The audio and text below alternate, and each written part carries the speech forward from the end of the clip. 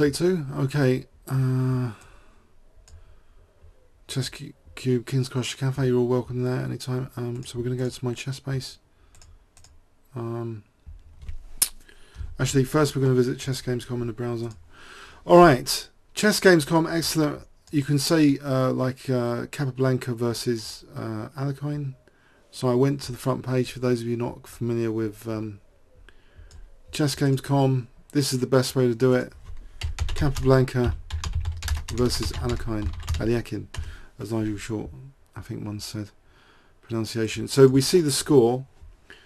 In the classical games, Capablanca beat Alekhine only 10-7 with 33 draws. So I'm curious about this, and the structure of this, guys. As far as the structure of this is concerned, whoops, I'll just try and get the chat thing over here. Oh, can I just get that window on the left? What I want to say about this is basically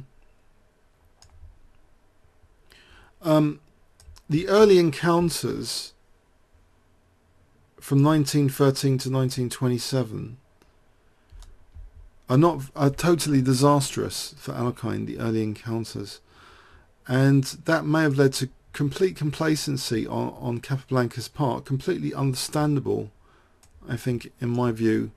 If you look at these early encounters, so he lost in 1913. Okay, maybe he was developing as a player as well. He lost again in 1913. He had a draw in 1914. Okay, early part. Then Capablanca beat him again and again and again. So we have 5 losses, 1913 to 14. A draw in 1922. A few more draws, 1924, 1927. Then we have their World Championship match. So about that time, if you had beaten someone 5-0, basically with a few draws, you would be feeling quite confident of winning the match against them, surely. You'd be really confident.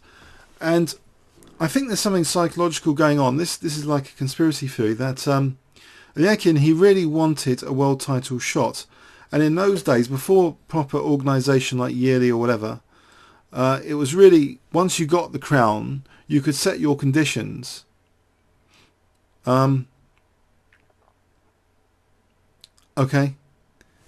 So sorry. So someone.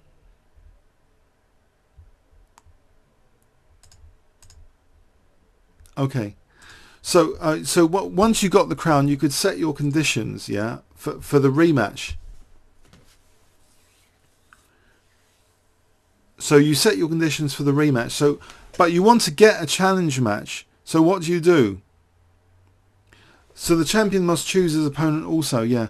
But they set huge wagers, and it was historically, it seemed, very, very difficult to challenge the world champion. In fact, some very, very strong players like Rubinstein, he was a very, very powerful player, winning many tournaments, but he couldn't afford, the challenge of the world, champion at the time. So it was harsh times, like to challenge Lasker before that. So once, Lasker had given the crown to Capablanca, this is part of an arch strategy that Alekhine was in no mood. He didn't really want to win the battle but lose the war here. Could you say that he was content not to win a single game? I'm going to say this quite controversially, up to 1927. You want to match with someone, you want to give them the idea they're going to crush you. Would that be fair to say? Or is that a misinterpretation of the historical match record? Maybe he didn't try. He had a few draws here. There wasn't any clue he would beat Capablanca in that match. Was there? We'll find out. I mean, it sure does make a recipe for complacency. But we'll look at the only game in 1913 first. So we'll look at these two in 1913 first, then move on to 1914. We'll look at the decisive games. I guess you guys don't want to look at the draws. Shall we just look at the wins only? We'll focus on the wins. That will take enough time as it is just to focus on the wins. Yeah? So we'll go back to 1913 St. Petersburg. Okay?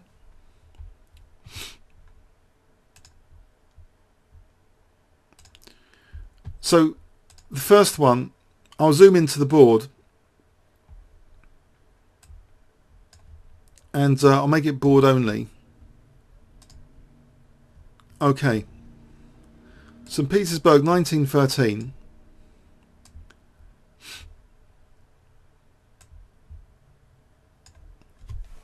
Is the board okay? Or do you want the board adjusted?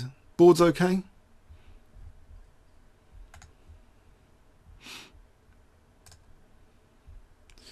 Okay. So this is Alekhine versus Capablanca, 1913. So Alekhine playing white and Alekhine playing white. Yeah, there was a 10-year period. Was it after losing to Lasker, when Lasker was quite an old man, that Capablanca didn't lose for 10 years? Was that the point, he didn't lose for 10 years? Oh, you want to see coordinates? Okay, coordinates.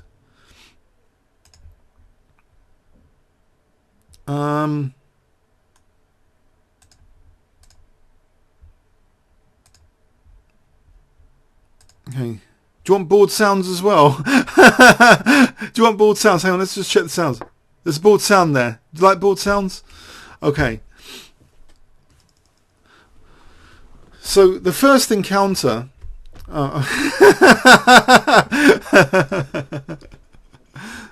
Tough, you're going to have board sounds. You're going to have it. No, I think it's too clinical without board sounds. Right? It's quite silent anyway. So Alekhine against Capablanca, 1913. So Capablanca, actually let's take the winner's side, board flip. So Roy Lopez, Bishop E7. Where is the board sound now anyway? Come on. I'll put my volume up. I don't know. There's no board sound, sorry. Let's move on. So Bishop B3, D6. So a closed kind of Roy Lopez.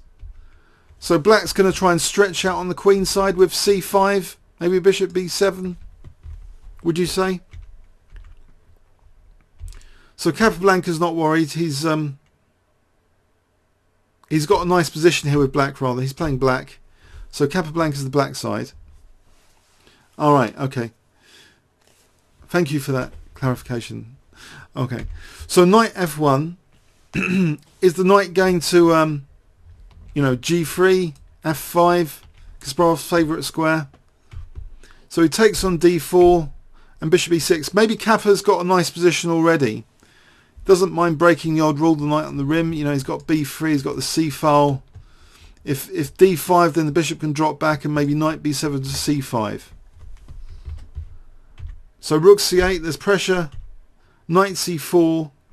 Nice position for black. So Capablanca's, played the opening, funny enough, without any risk of being splattered, like in the Sicilian. He just plays very solidly. He's temporarily sacrificing the E pawn, which if you look at like grandmasters like Hebden, he's often sacrificing his E pawn for a lot of pressure. So here, the E pawn's not in pre. The bishop, what to do about the bishop anyway? Is it going to be forced to move in a horrible place? No, rook C1. Okay. B3. Bishop's a bit hemmed in, and also A4 looks as though it's going to drop off. In fact, it does. So E4 might be under fire, but what about the E5 pawn? It's taken. Rook D8. So Capablanca's got a fine position, it seems. We wouldn't mind having the black position here, would we? In this first encounter. So H6. He rules out Bishop G5. So knight D7. Okay, so knight D7. There might be a little trick coming up soon. Well, F2 might be vulnerable, but okay, what to do about the knight? He pins against the rook. Okay. He protects the rook. So bishop c4. So what's going on here? Bit of manoeuvring. The rooks can come off. Capablanca's heading to an endgame. Maybe, if the rooks come off. That's refused. Knight d3. Nice little tactic. So if bishop d3, an interference tactic for rook d6. So rook d6. So it seems from this position Capablanca's got better control over the centre for the moment. Striking through the centre. His pieces strike through the centre quite well here, if you look at this. The rook on a1 and also this pawn on b3. I think black's got a big advantage intuitively. This pawn can't be taken. Bishop f2 check. Oh, even if the queen wasn't protecting it. So the queen is protecting it. Queen c2. The big surprise now of the game. Queen c2. So just emphasising this really dangerous pawn. b2 under fire. Bishop f2 immediate threat, because if queen takes f2, queen takes c1.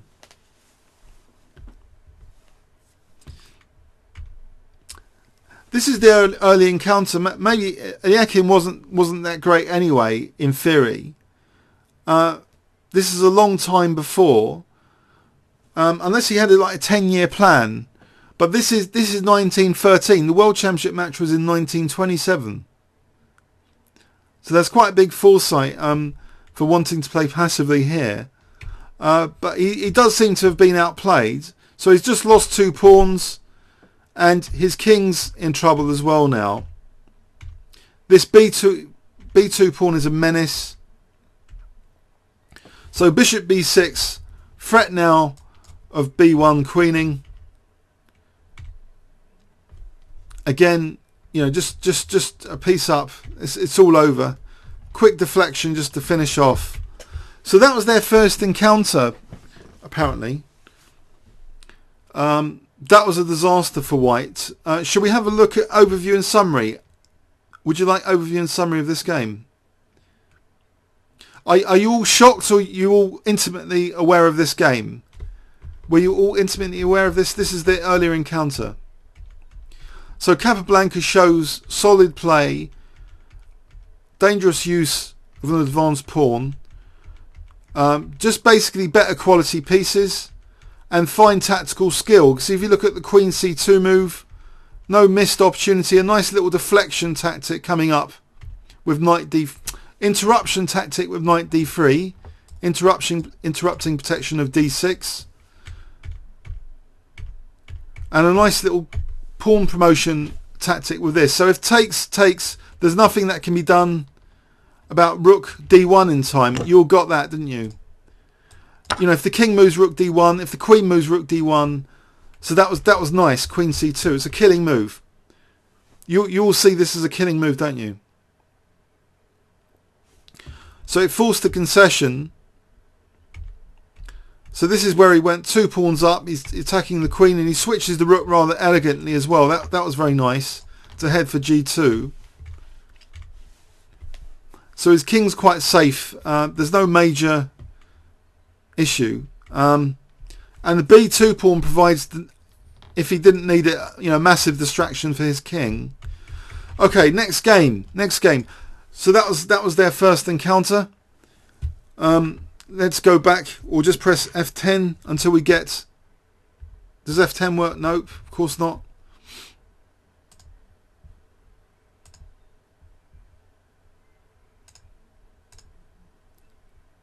Second game.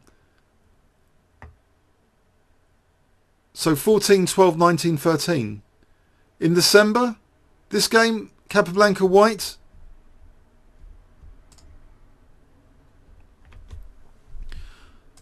Capablanca white. Flip the board. Okay. So d4. I think this is where... I suspect this is the game where Capablanca got knight and bishop versus rook, but I'm not sure. Okay, so knight d2.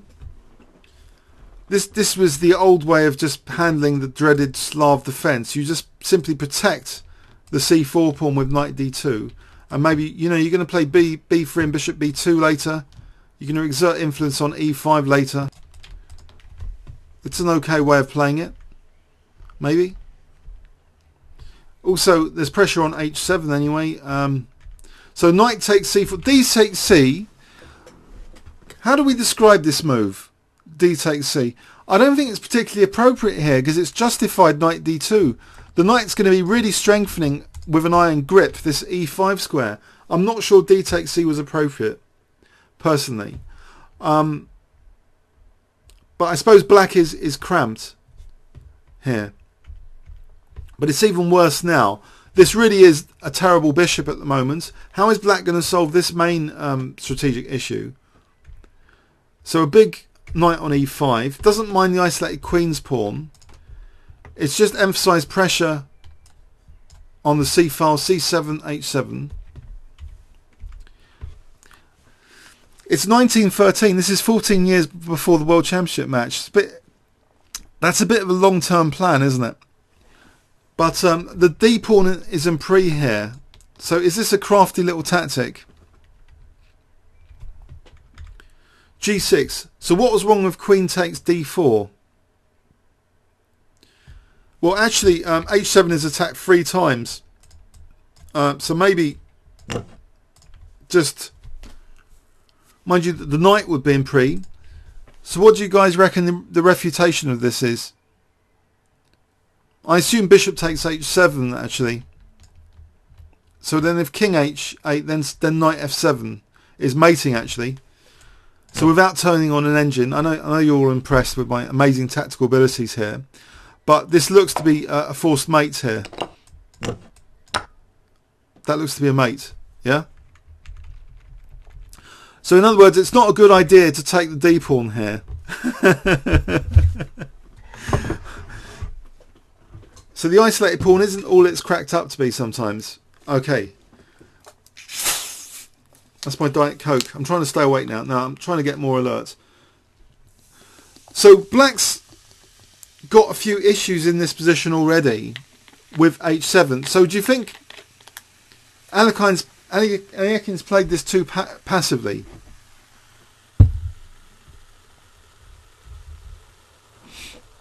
Blitzkrieg Bob writes, isn't knight takes bishop a counter for the mate? No, I'll show you. Bishop takes h7. Knight takes. There's queen takes. Queen takes is mate still.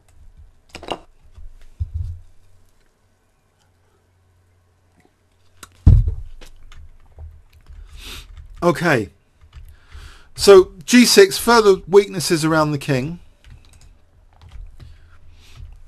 So he just goes back. He's just created the weaknesses. He can pop his bishop into the weaknesses now. Bishop g5, nasty pressure is building up. Okay, doesn't mind about knight b4. That's not even used anyway. So queen d2 now anyway. So knight b4 is ineffectual. Bishop h6 now threatening to win the exchange.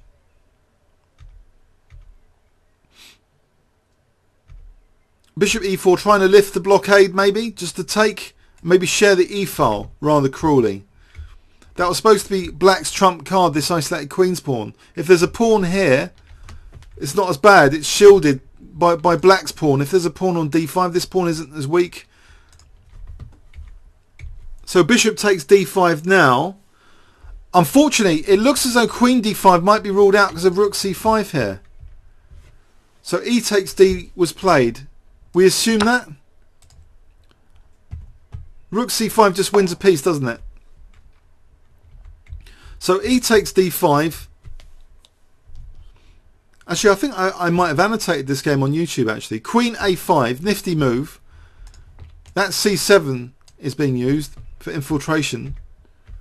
So white's got a big advantage. It looks as though Capablanca played this, fantastically well. h6 to stop knight g5. So he just picks up a pawn. And now he puts more pressure on black's king side with this knight h4. So he's threatening knight takes g6. And, g5 is not particularly good because of the f5 square. So black's really being crushed again in this game. Look at that 7th rank pressure on f7. I don't think there's any defense when I've analysed this before. I think on YouTube this game. So knight takes g6. And it's just feeble. Black could have resigned here quite easily. He loses the exchange as well. 2 pawns and the exchange down. Check. And the king's going to get, prettily mated with knight f4. End of game. So Alekhine was severely beaten up, would you say, in this second decisive win. But it didn't seem as though, if we do an overview of something, it didn't look as though his opening was particularly offering, opportunities for significant counterplay. Let's be brutal about it. D takes c4. White's got a powerful grip on the position.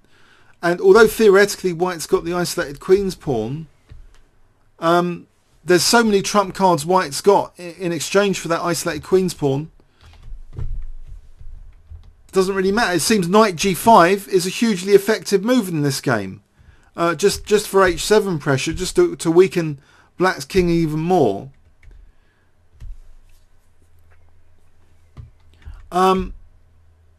This king g7, okay. He wants to stop bishop h6. Now, okay, in this position, okay, let's have a look at this knight b4. Could that have not been played, knight b4? Just one question here. What would be the refutation of knight b4 here? Does anyone know?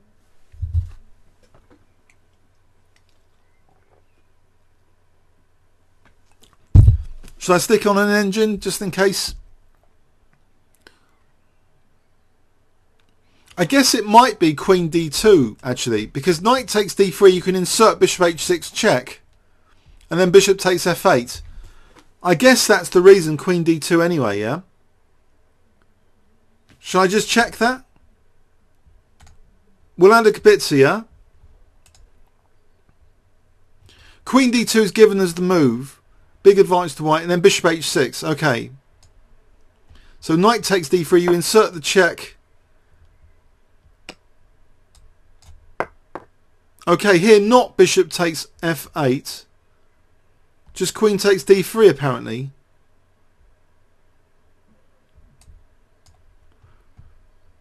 Now if the rook moves... Now knight g5 here is apparently crushing. Sorry, I'll just move this a bit further. Apparently knight g5 is crushing in this position. The problem is f7. So in this position, not bishop takes f8, but black would be better, I think. Or we're okay with knight takes c1. No, the crushing move is just to take on d3 and then knight g5. Everyone convinced by that? So knight b4 is out of the question because of queen d2. Everyone convinced? Yeah? Right, let's close that.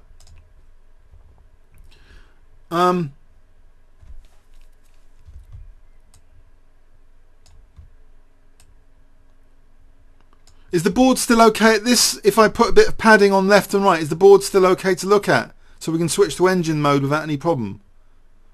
Board still okay here?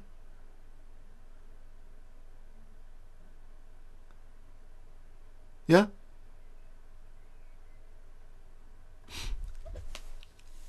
Okay, sorry. You said knight takes a2. No, you're going to lose the exchange. Just bishop h6 check is winning the exchange.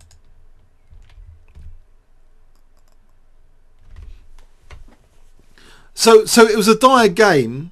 Would you not say? It was quite passive, but it was actually very well played from Capablanca's point of view. It seems he played a nice game, but even bishop b5.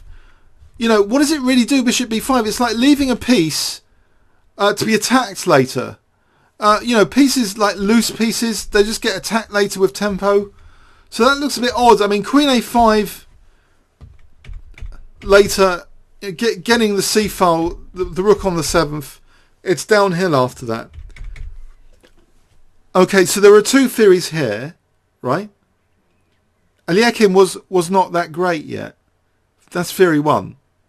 Theory 2, he just wants to lose his first 5 games against Capablanca in the years leading up to the challenge. Probably a mixture of both. Maybe later he had thought about it. I'm not really convinced. Maybe he wasn't that great at the moment. So let's go to game 3.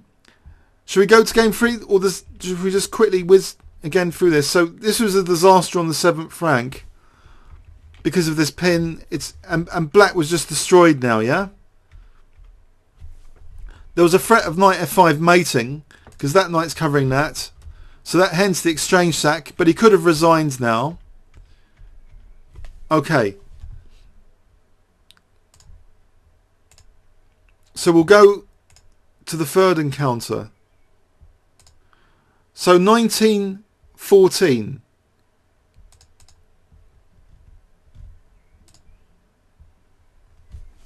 Capablanca white again. By the way, is the board okay still with this padding here and here? Board's okay? Yeah? Right. I assume it is. So D4. D5. C4. So we have a Slav, the old Slav. So what's going to be played now? Again, this poxy knight D2. Yes. Is there going to be a slight innovation from black? No. There's still D takes C4. In fact, are we looking at the same game here? Is there a difference? This is the same game. Pardon me. Sorry about that. What game are we looking at? So there was that one. I think that's a duplicate game. 35 moves. Let's move on to that one. Oh dear.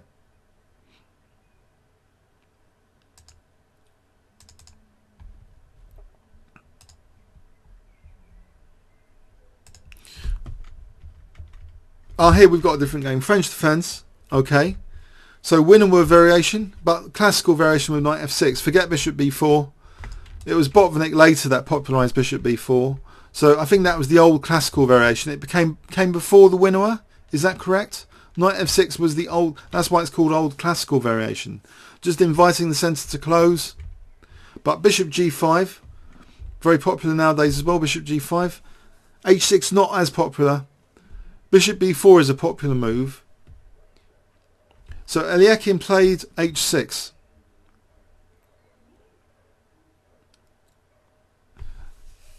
Yeah, maybe another day. I just really need to know this myself. DH I need to know the answer to this. Capablanca versus Alekhine. Okay. So h6 is a bit of a passive move. Would you all agree? It's an old way of playing it. White's actually seems to have a good position after ED. You know, what is this? A gambit of some sort? ED? Check. White's a clear pawn up. It's some sort of weird gambit. Black's a pawn down here. What compensation?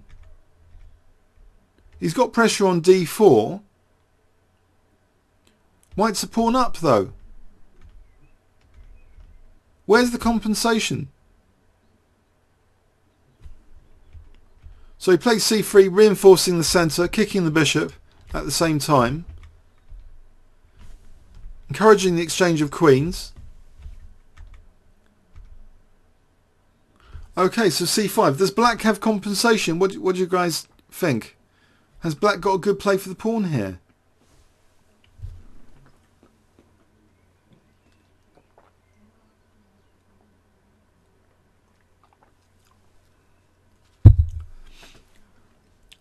Markon Jan Sob says, yup. Okay, so knight takes c5. Takes. Queen takes. Right. Knight d4. How does white... He's got that very nice knight on d4 though now, which is difficult to dislodge. So he's attacking f7. It was defended.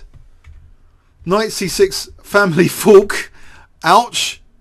Was that a bit of a tactical mistake? This last move, Queen e7. Check. Maybe not. Here, the rook's attacked and f7's attacked. So what's happening here? Is it rook d7?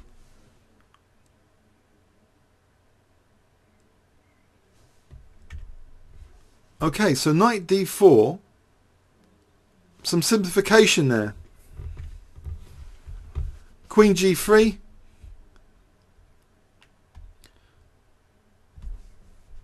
So with this queen g3, what is he doing?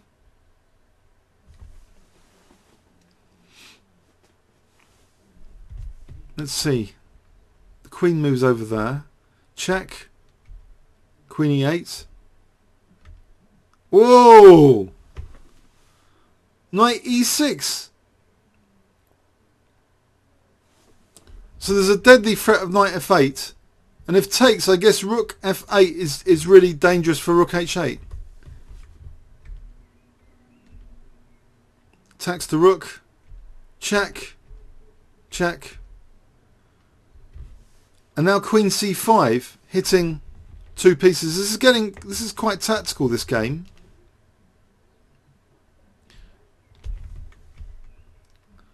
Protects the rook. And if queen takes b5, queen takes f2. Check. And now he takes. He doesn't mind this because he's got a critical tempo gain now after takes. Check. And you can imagine knight f8 to g6 takes here. Why didn't the rook take the knight? Sorry, this is tactically complex. Pardon me. So, which position? Why didn't the rook take the knight? In this position, why didn't the rook take the knight? Sorry, rook takes here.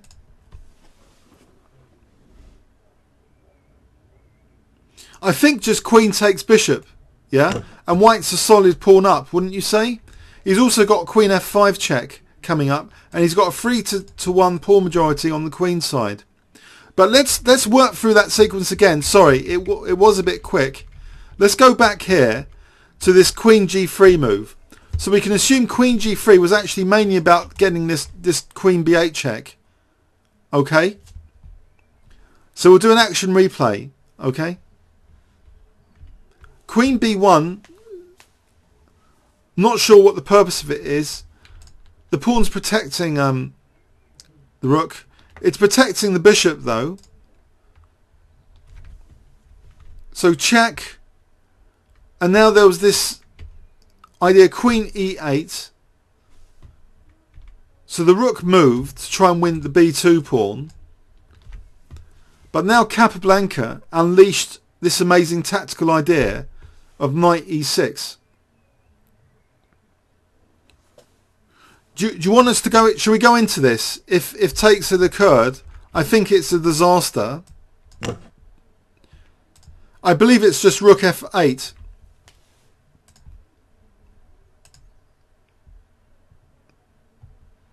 Rook f8 is crushing apparently, yeah, because a rook h8 is a major threat.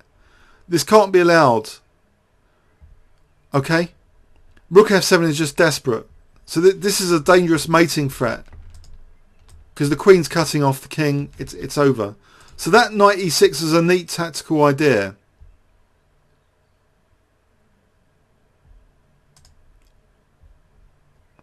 Whoops. Oh dear. You see, Houdini kills my machines. I shouldn't have turned it on. Oh dear.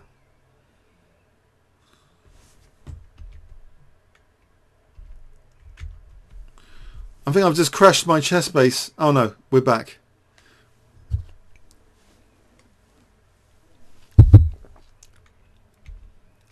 So knight e6. So we have some tactical vulnerabilities. He attacks the rook. Check, check. Then he attacks both of those pieces. Alekhine counterattacks against the rook. But now there's this clever little thing that occurs. Check. Then he takes. So we get this position with rook e2.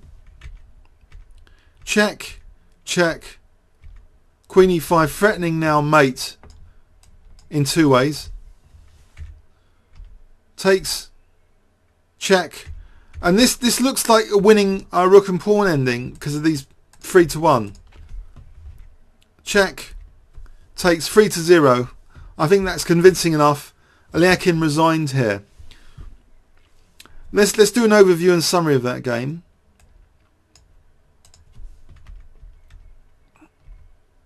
So an old way of playing the French defence with a very passive h6, seemingly a very weird gambit, just losing a pawn. I'm not sure it's that brilliant, but I suppose Capablanca did play really well. Did he? Did he play really well? He neutralised all the pressure on d4.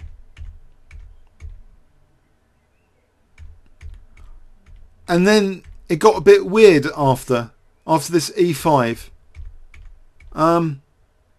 So, I mean, this queen e7 is aiming for this rook e1 check.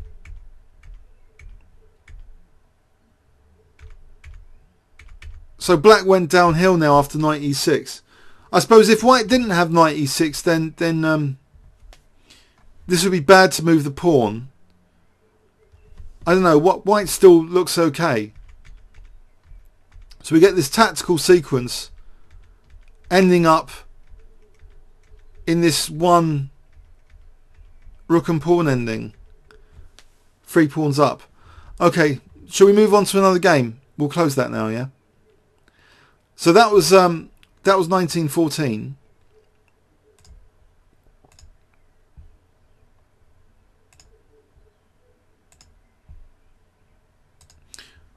So we'll go to this one. 35 moves.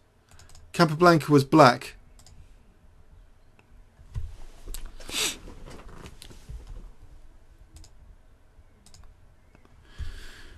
So what did he do? Against e4, he played e5 again. Classical stuff. d6. Looks a bit passive, this system, d6. I think Lasker played it a lot. So it's solid. A bit cramped, would you say, for black? So knight f5 from Alekhine. He's got double pawns, but he's got this, good use of d5 maybe. So knight d5, c3 blunting the bishop. So what has Capablanca got here? Does he have a good position out of the opening? Takes on f6, okay. He's got double pawns, but he's got potential, dynamism on the b file now. Maybe this knight can come in to c4 at some point.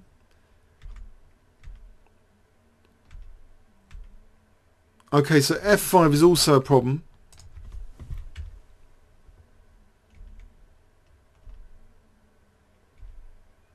In fact, he's just won f5, okay, for the c7 pawn.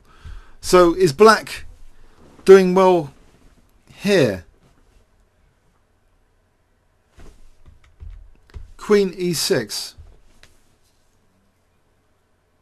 So he's offering the a7 pawn. Didn't Lasker play a game like this where he offered the a7 pawn to get an attack? Maybe there's some attacking scheme here, like knight here to use the pin. So knight d5, knight f4 threat. Yeah?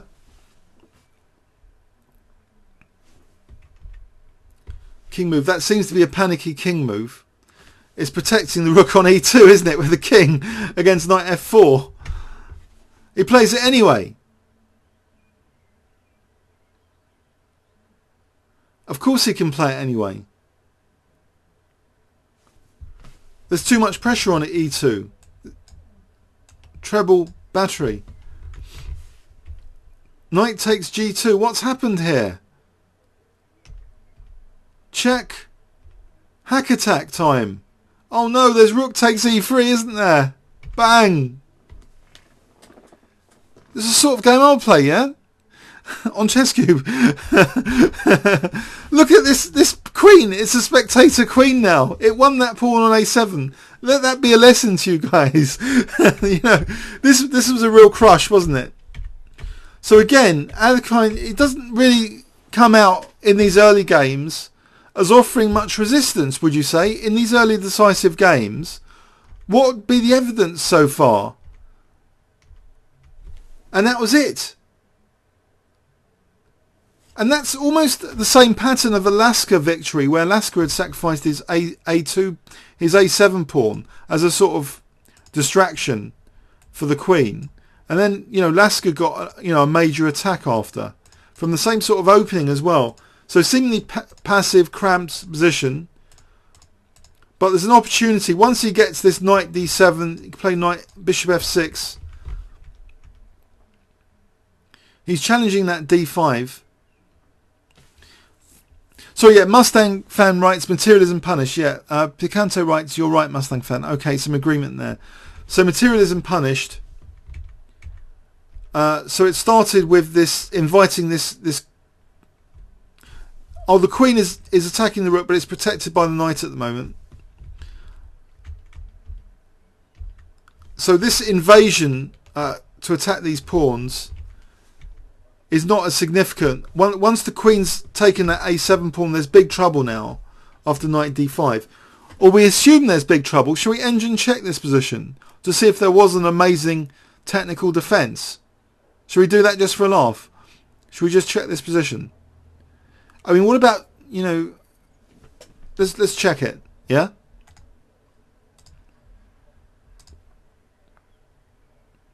About equal, g3. I was just looking at g3 just now. I was thinking g3, hold on.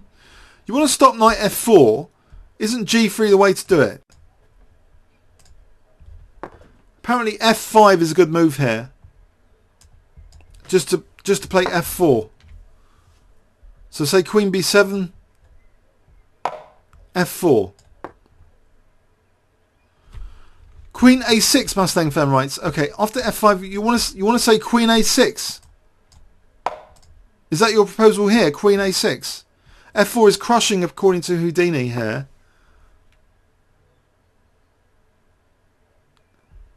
If you take, then there's going to be knight takes f. Oh no, it's check. Check it is murder. Am I going to be able to turn this off after? King h1 check, and then swing a rook in. So this will do the job. Just swing this rook in for the kill. Okay, so we're all convinced that was a crushing attack, yeah? Even if g3 was played. So was that a masterly stroke to sacrifice the a7 pawn by Capablanca, who we'd thought was a positional player, but had double pawns, had great dynamism here, and played like Lasker basically, didn't he? Queen a6 before g3.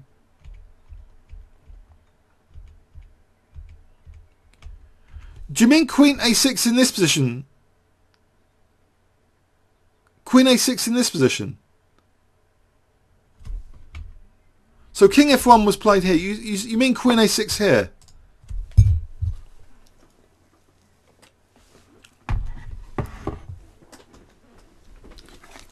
I think knight f... Oh, I see. Knight f4 still works, you know, because it's a triple battery. Knight f4 is still on the cards.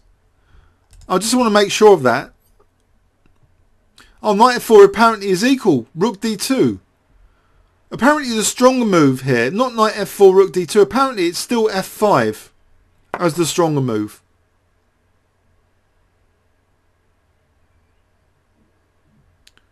So say c4, knight b4, attacking the queen. Queen takes c4. Okay, it's a different line. That's very interesting. Yeah, I think you might be right. That was one of the best moves, maybe. So in this position, king f1 was played. So the engine likes g3 or queen a4. If we add another one, maybe queen a6 will come up. I'm going to crash my machine doing this. Nope. Nope. Okay, there's many moves in the position.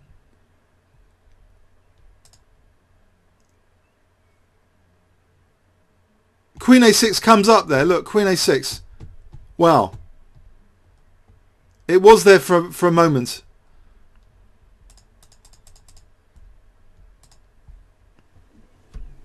It's dangerous for white because of this f5. Can we get that conclusion from the game? That this a7 pawn is going to be punished. Doesn't have to be with direct piece play. It can be used with the pawns smashing up first. Okay, so that was a nice game from Capablanca. Really crushing, yeah? So how on earth did Alekhine beat Capablanca in the World Championship match in 1927? We're back at 1914 though. Still quite a long way before the World Championship match.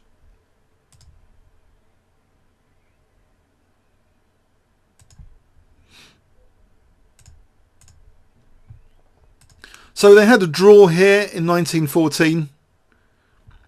Should we just whiz through it? Should we whiz through their draw? So Alekhine was white. We're just going to whiz through it just to get the gist of it. Boring, boring. So they're going to agree a draw soon. Boring. Okay, that's why we don't look at the draws. Okay, let's not look at the draws. Terrible mistake. Skip the draw.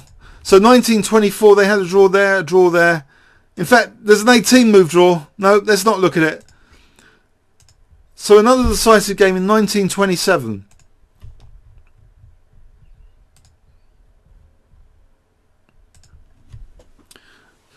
So Alekhine playing white against Capablanca, New York tournament of 1927.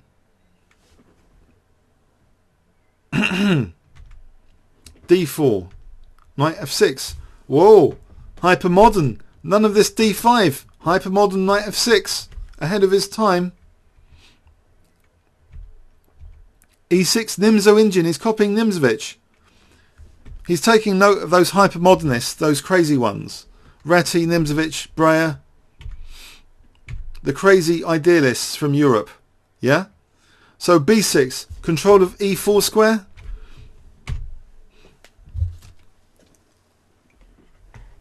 Hyper modern, Queen's Indian territory.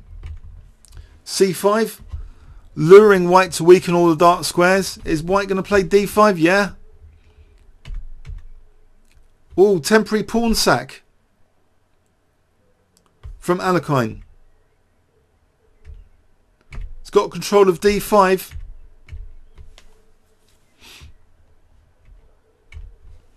Okay. Alekhine seems to have a good position. He's got the classic Benoni weakness to probe, maybe, later. d6. I think something has to be done about knight b5, does it? This d6 could be a problem. Oh, he tacks the bishop straight off. Knight d7. He doesn't have to play a6 and b5. That looks logical here if you're a Benoni player. f4.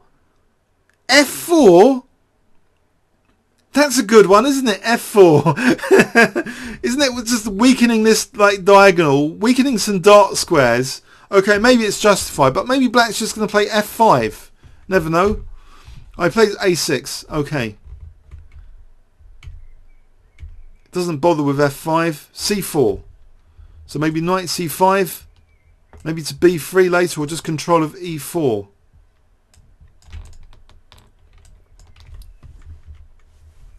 Queen c7 supporting a knight to c5 at some point. He's weakening his king side a bit. He's got a vacuum going here.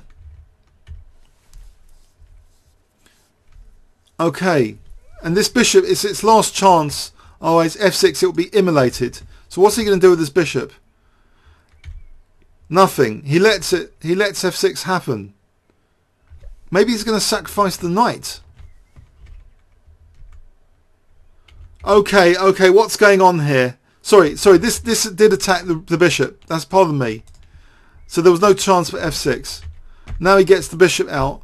It looks like classic dark square weaknesses. Look how weak the dark squares are in white's position. He takes on c3 to establish more control of e4. Possibly. Check. I wonder if he can just consider an exchange sack here to just tear the black king to bits. Not yet. Knight e5. So knight d3 will be a monstrous knight on d3. Wow.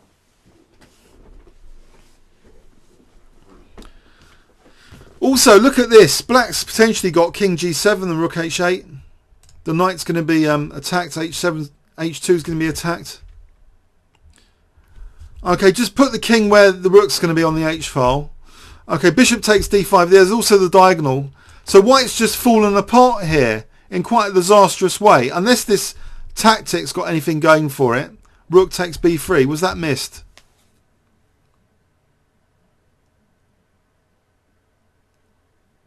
Interesting tactic though.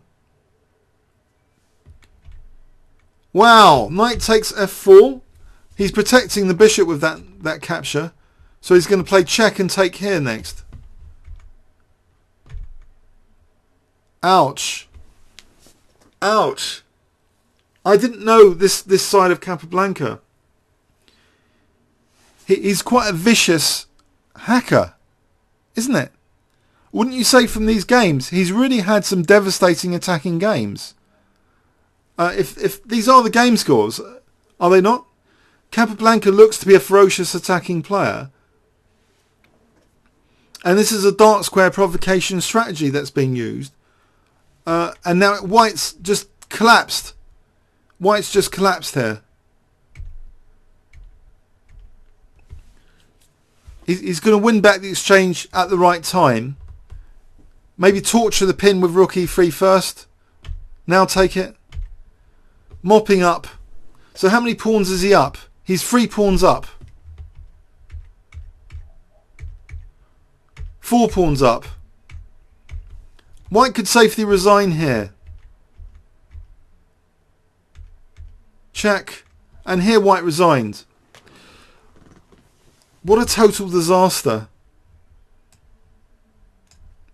White created far too many weaknesses in that game. There's dark square weaknesses here that have been created, especially with this f4 business. Doesn't really fit into the position, I think, when f4 was played here. Personally, I don't know what you guys think. f4 looks a bit weird, because if this was a Benoni position, in the Benoni you want to get this sort of stuff. You want to play on the semi-open e file. You want to use your pawn majority on the queen side.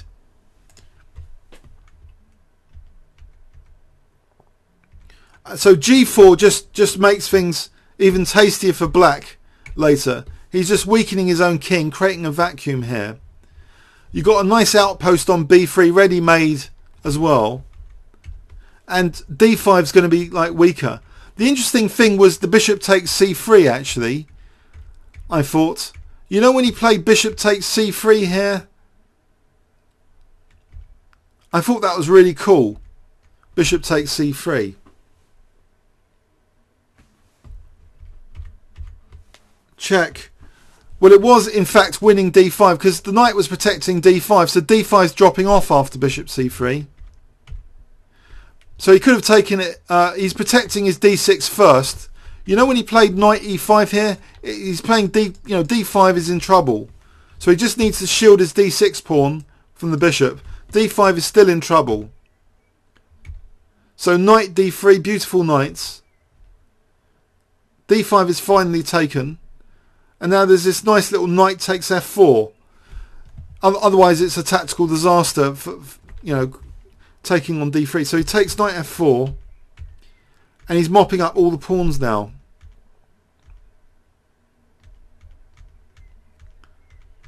So these really were crushing wins, some of these decisive games that we've looked at so far. Would you all agree? There's not a hint, really. Do you want me to stop for a few minutes? Sorry, Blitzkrieg Bob. Sorry, Skewer? What? Stop? Where? Pardon me? I could save this as pre-1927. We can have a minute's break if you want. Yeah? Hold on a sec. Where are we?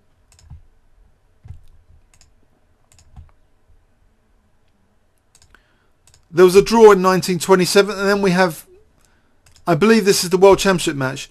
So I'm just going to temporarily pause for a minute before we get into this 1927 match.